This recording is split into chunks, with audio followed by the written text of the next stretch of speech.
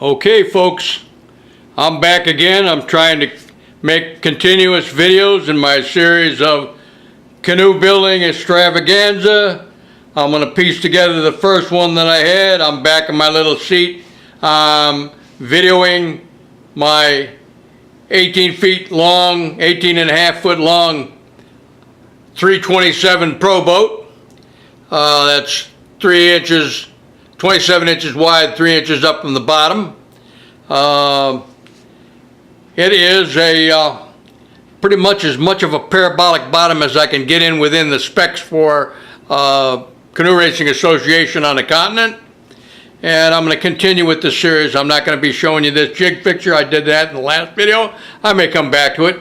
But I'm going to tell you what the process is. I told you about the 11 foot long balsa wood I'm going to take and put on this boat, and the 6 foot long balsa wood that I'm going to put on this boat, and how I'm going to take and transfer lines from this flexible curve, this Wood River curve template, and lock it down 107 inches long, and lock down the lines and transfer them to my stock down here, and take my rotary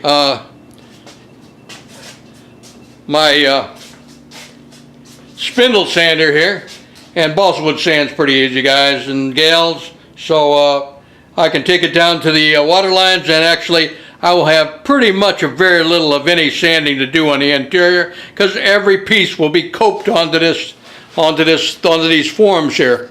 So eventually they'll all be turned down to 3/8 of an inch thick with my great big 11 foot long 6 inch wide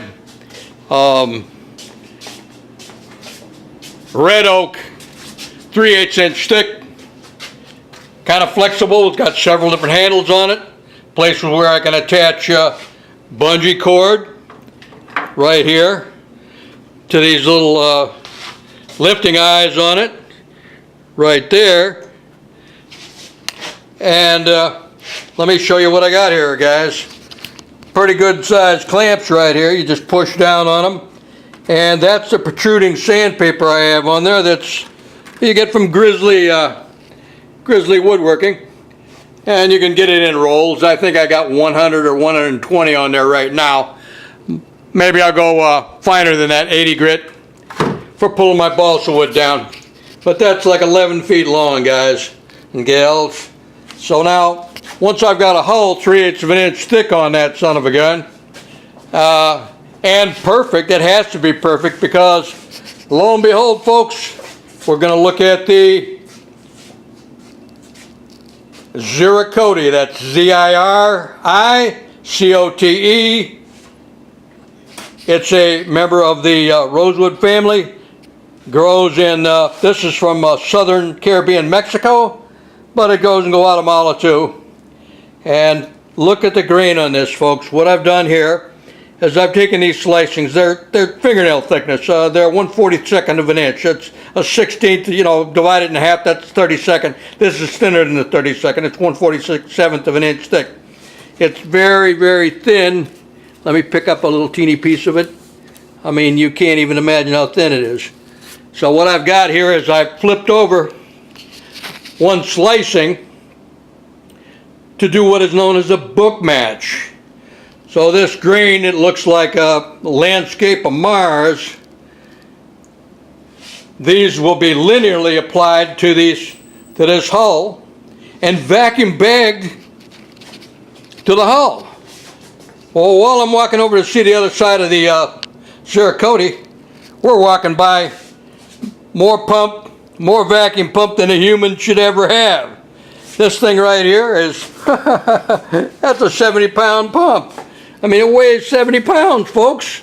That same pump right there, rotary vane, is really a scientific pump. I had to choke that thing down so I could do vacuum bag molding with it. I mean, I got like thousands of dollars just in that pump, and the manifolding and all of the valves and everything to neck that thing down where I can even use this thing, because if you crank up a scientific vacuum pump, it pulls in any amount of dust automatically freezes up and you got to have a rebuild on the thing. So I should have had a different pump completely, but I got the thing necked down with all kinds of valving, all kinds of very expensive stuff, manifolding and all of that. So what I'm doing here now is showing you, while I'm over in the neighborhood here, more of this Ziricote. It is beautiful, beautiful, beautiful stuff.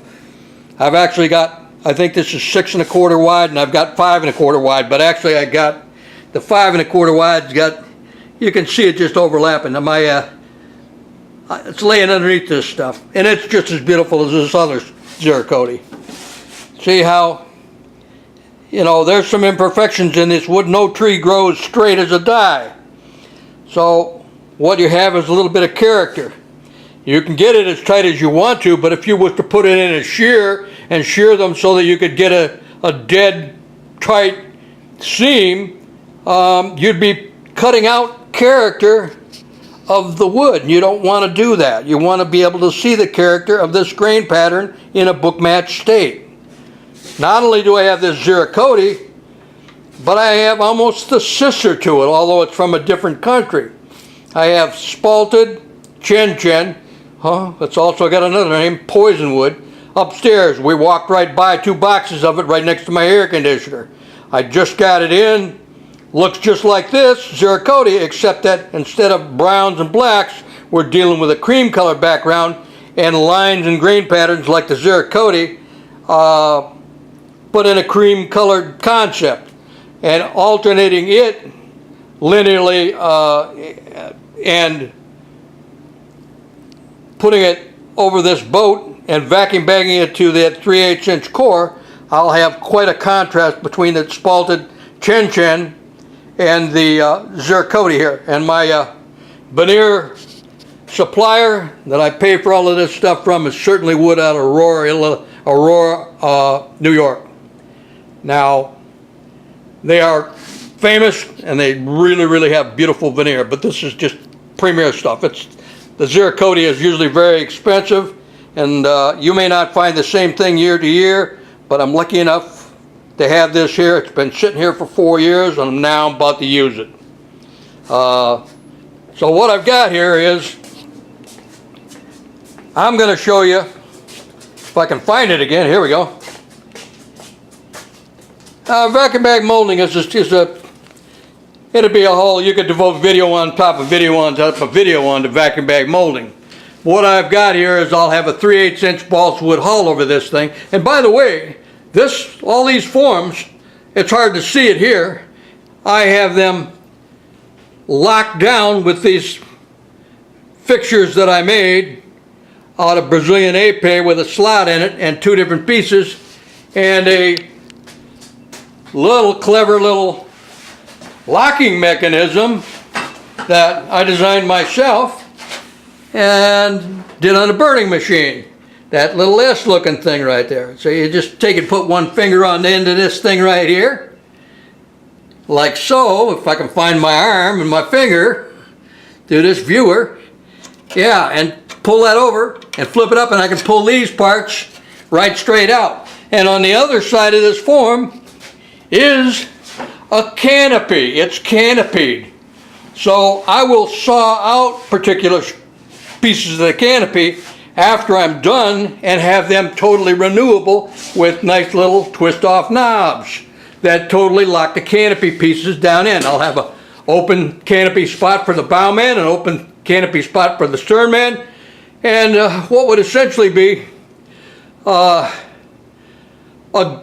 thwart in the center, which would probably be about 6 inches wide, and a canopy going from that center of the boat to just behind the bowman and just in front of the sternman. So I'll have actually 4 pieces that I can actually take out of this shell and put back in my vehicle while I run it down the river and have a lighter cover over just those open portions. But back to the vacuum bag molding, folks. Here we have, I'm going to focus on this if I can. I'm looking up close here this time, folks. This is just an extrusion out of silicone, and what we have here is a little piece that fits in this extrusion tightly. One is shaped like a horseshoe, the slot, and this